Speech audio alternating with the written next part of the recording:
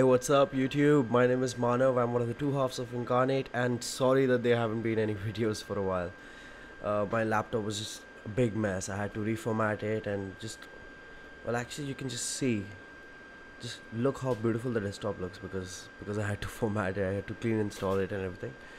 And there've been a lot of stuff going on with the new songs that are coming up, and we're shooting a music video for it. It's just crazy. But welcome back to another After Effects tutorial. Today we're gonna be making. Uh, come on, don't get stuck now. Yeah, thank you. Today we're gonna be making this. I saw this online. I was just going through YouTube videos and stuff, and this looks pretty beautiful, especially with that loop going on in the background, the mountains. And I was inspired by it, and I thought I'd just make my version of it. And I did make one before the tutorial, and I would show that to you guys in a bit. So some of you guys were asking me where I get all my the images I use and the loops I use. Well, there are a lot of YouTubers out there who would just put copyrighted content. For example, someone takes a photograph, and if they haven't allowed you to use that photograph, that's copyrighted content. So I'm not sure about this guy, but I'm not pointing any fingers. I'm just saying. So where I get all the images I use is this website, Pixabay. This is not a sponsored video or anything. Just go to Pixabay, make your account or whatever. I don't think you need to make an account. I just made one so I can bookmark pictures and stuff. But here's the thing: they're free for commercial use and non-commercial use. Basically, they're in the public domain, so they're copyright free, no attribution required. See, similarly, the background loops I use are from Beeple.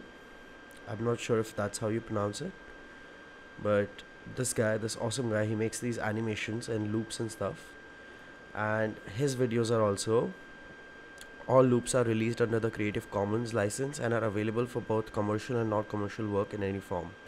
So you guys can go check these two websites out. It's just vimeo.com/channel/Beeple. I'm sure if you just Google Beeple or Pixabay, it will come up, and just sort of typing the whole URL. Who does that? This is 2016, right? Anyway, so Pixabay's term of service, you can see right here. Uploaders have neighboring right to these. You are free. Oh, come on. You are free to adapt and use them for commercial purposes without attributing the original author or source. See? So this is where I get all my, all the stuff that I use from. And this is what I'm gonna use.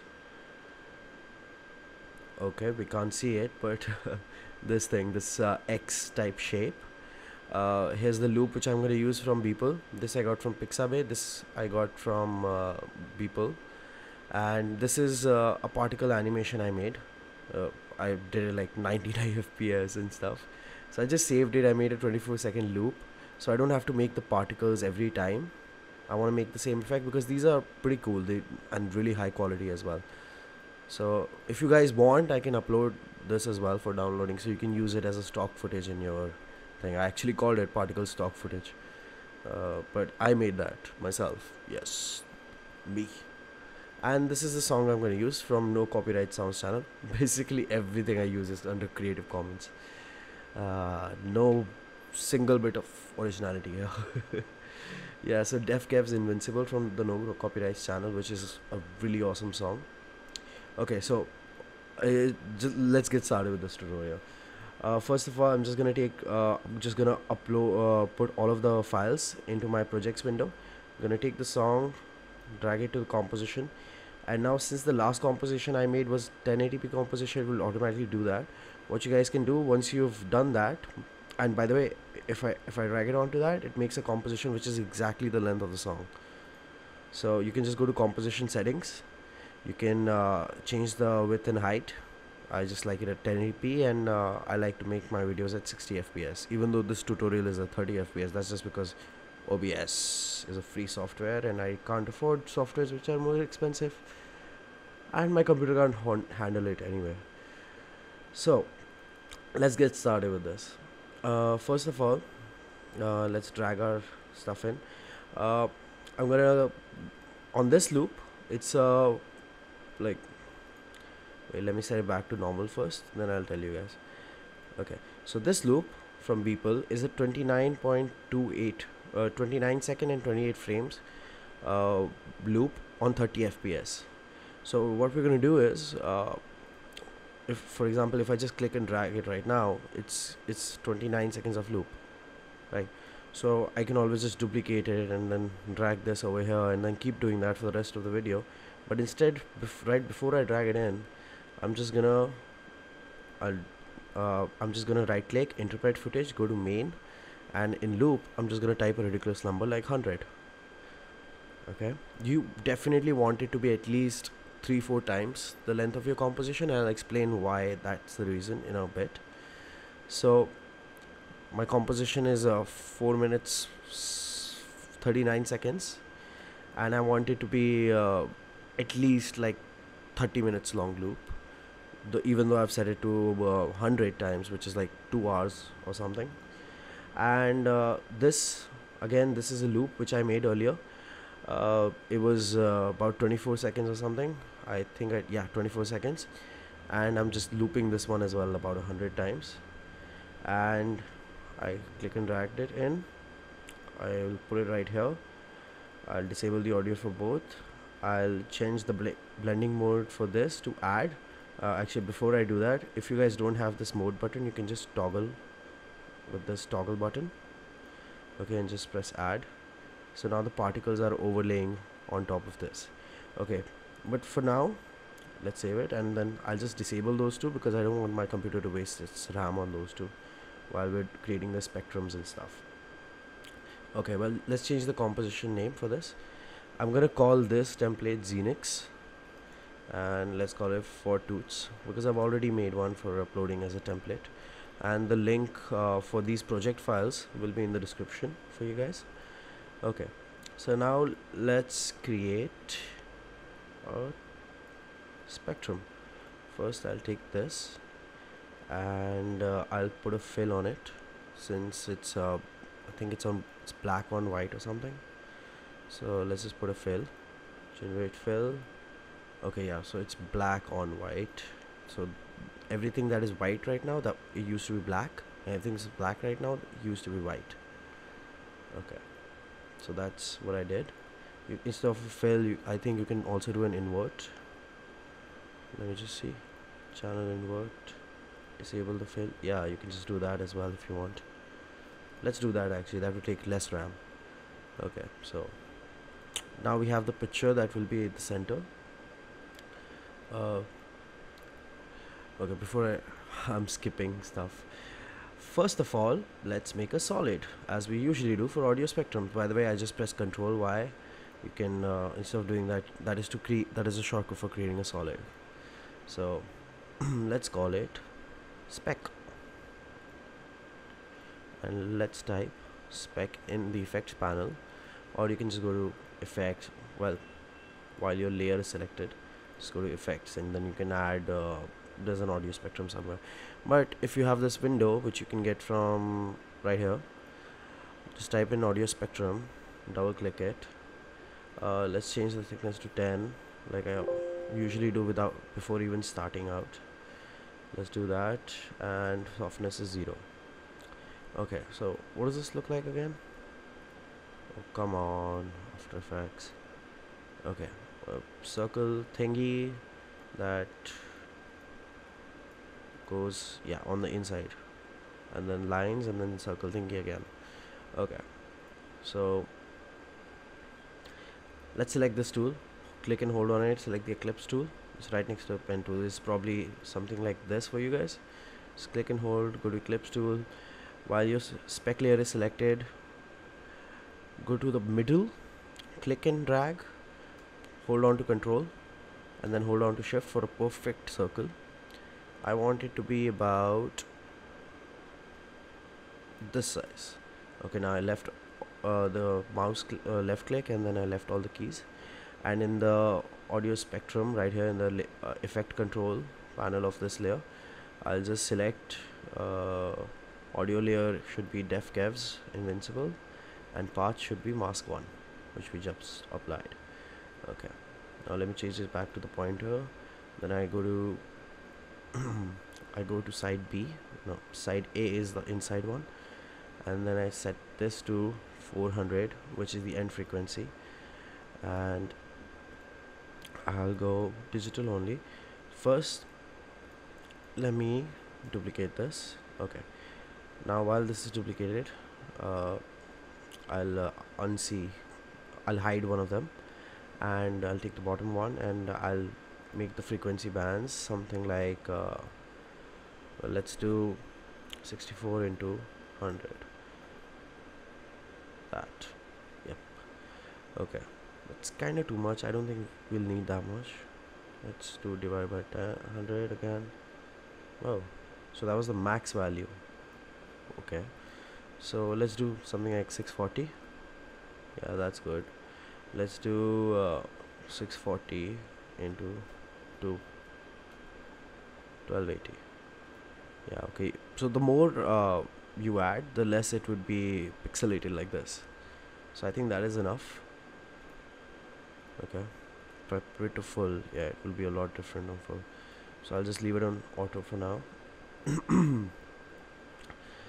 Yeah, so now I can just make this visible again and change the side to B, and this is what I get. Oh yeah, I forgot to do something. On both these layers, just press M for the mask property, or you can just open this up like this, masks, and then mask 1, and make sure you change this to none, from add to none, so it doesn't cut stuff out. Okay, so let's see. The bottom layer, which is this layer, is at the height of 480. Want it to be something like 120. Yeah, that's good. Okay, and this, I want this, actually let's divide that by 2 just for symmetry's sake. Okay, so that's on 640 frequency bands, and this is on 64. And this, what I want to do is, let's make the size 105 first. Okay, now it's a little separated from that, and now I want to take maximum height and make it 200. Yeah, okay, make it like 250, I guess. Let's see. See, let's just work on this first 20 seconds. Yeah, that's nice, that's nice, I like that. Okay, now what I'm gonna do is I'm gonna duplicate this layer again with Control D, or you can go to like edit and duplicate or something. And by the way, that every time I say control, just for Mac you just replace control with command. So every time I say Control D, that means for Mac it's command D. Okay, so for future tutorials, and like if you watch somebody else's video. Anyway, so now that I've duplicated this, right, I'll make it analog lines, and I'll make the size to, by the way, I'm pressing S to open up scale, make the size to about 112. Yeah, that's good. And let's make it 640. Yeah,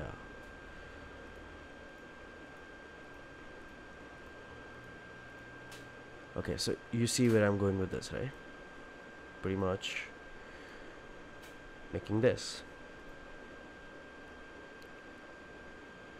Yeah, beautiful, beautiful, mamma mia, pizzeria. Okay, so now that we have this, let's pre-compose that. Let's call it spigs, whatever.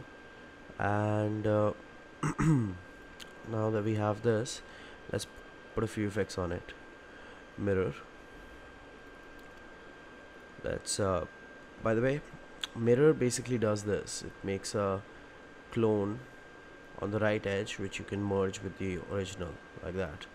So what I like to do is, because our composition is 1920 and the number given here is already 1920, I just press the division symbol, the slash, and I just press 2, so I get a perfect mirror. Okay, so in order to show you guys this, let me go to a part where it bounces up. You see that? And now mirror on. Yeah, okay, something else, let me show you something else. Come on, come on. Yeah, mirror on. Okay, so basically it makes the left side be the same on the right side. Okay, so that's cool. Now what we can do is, instead of putting the mirror on this, let's cut that effect with Control X, and let's press Control Shift Y, no, Control Alt Y, yeah, for adjustment layer. So that's Command Alt Y on whatever. You can always just do layer new adjustment. Okay, so in this adjustment layer, let me just paste that effect. So now what will happen is, earlier when the mirror effect was only on the spectrums, it was only duplicating the spectrums. I wanted to duplicate the background as well. See, now the background's duplicated. If I just turn it back, that's what the mountains look like, but I want it to be like this. Yeah. Okay, so this looks pretty cool, right? It's pretty cool. Even the particles are getting cloned and they're coming from the left and the right, like that, like that. So what I would like to do at this point is, first I would like to add some looks. This is a plugin called Magic Bullet Suite, and in that plugin collection you get a plugin called Magic Bullet Looks, which is like, think of it as Instagram filters but for After Effects video. So I just double click it, or you can click and drag it onto your adjustment layer or whatever. So once you have that effect, just press edit. So this will take a second. Okay, now it gives you like these Instagram filters type situation, to mess with your video. This looks pretty cool. Rocket Science is the name of that effect. Okay, so what else is there? Yeah, so there are tons of stuff, and maybe you like dark videos and stuff. I usually like my videos to be really bright, like eye torture bright. So let's go to filters, and Rocket Science was the one I liked before. I'll just check out some quickly.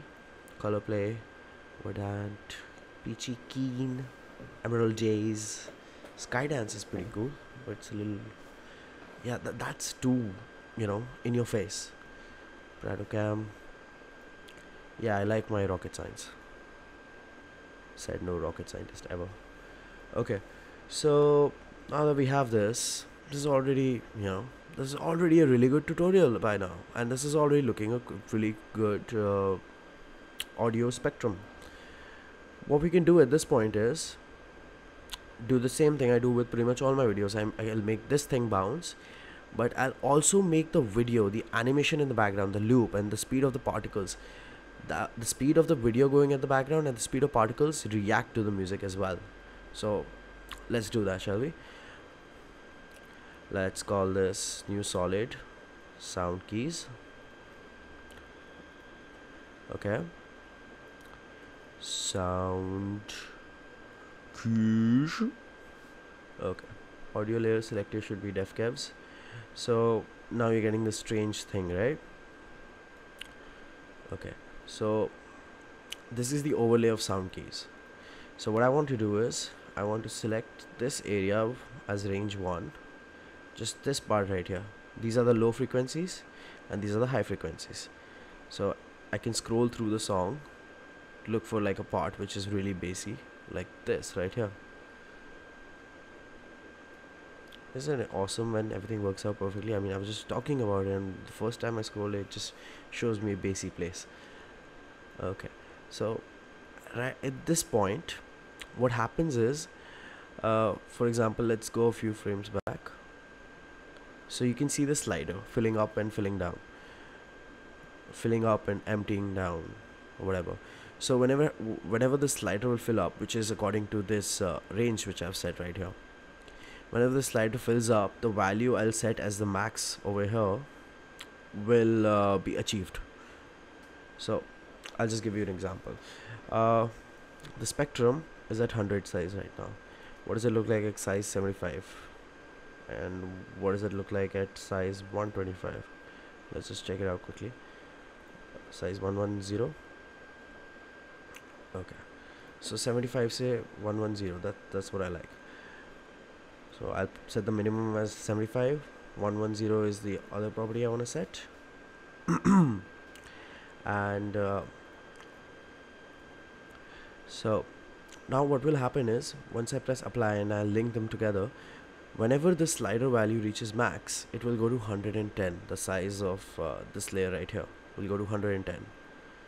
Okay, and whenever the value is down to 0, the slider value, because the bass is not kicking in, it will go back to the bottom, which is 75. That's the size which I've set right here.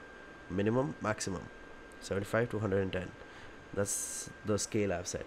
And the fall off, I want that to be instant, so it's very in your face, it's very rapid. Okay, so let's just press apply, and this will take a second, and that took, wow, that was quick. I'm actually surprised. Okay, so oh right, I should tell you what I'm doing. Let's undo that. So what I'll do is, now I'll just open up the scale for this. I'll alt click this stopwatch, this timer thingy, and I'll pick whip onto this output 1. And if you want to open up output 1, you just press U on that. So let's do that again, shall we?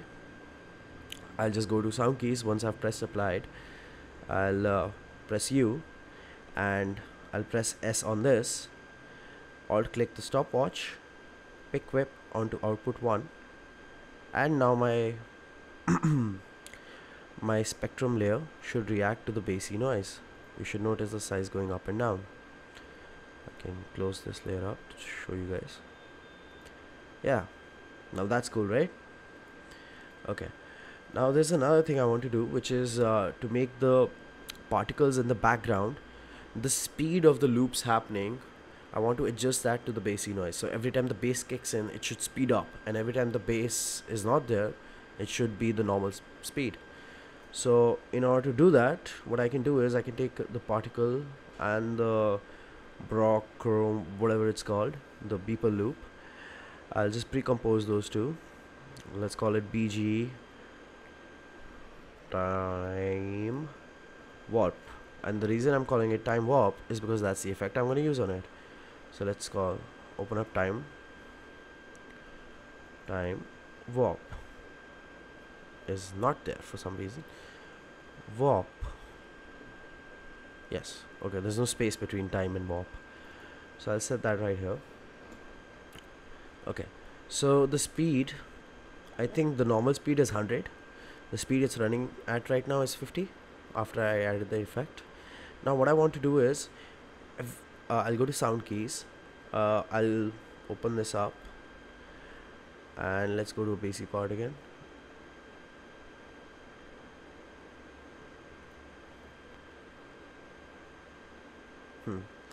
So in range, the range 1 corner, I'll just take range 1 corner 1, I'll control C, control V, copy, paste. I'll keep doing that on my range 2, and yeah, now range 1 and range 2 are exactly the same, except what I want to do is, I'll go to output, minimum max, set it to custom.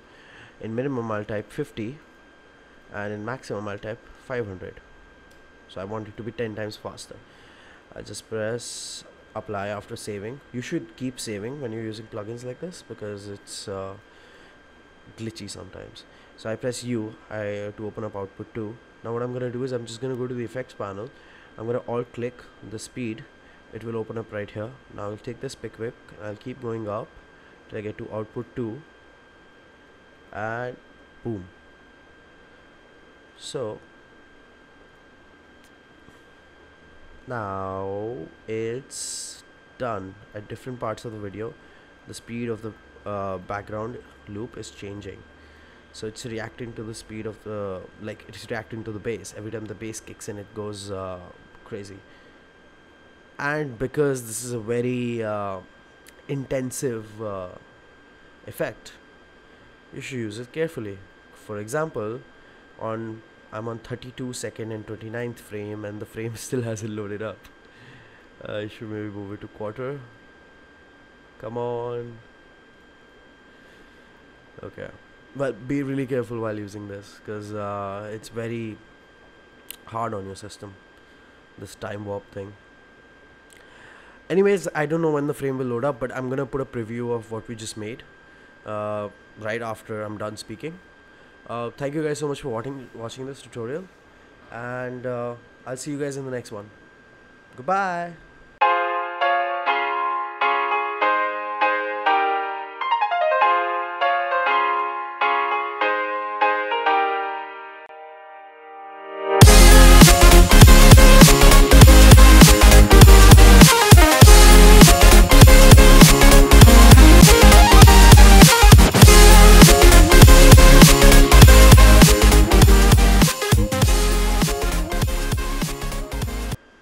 Oh, you're still here, are you? Do you want to help me out? You know something you can do? You can like this video and share this video. That will make YouTube think that I'm popular. That will send even more people my way.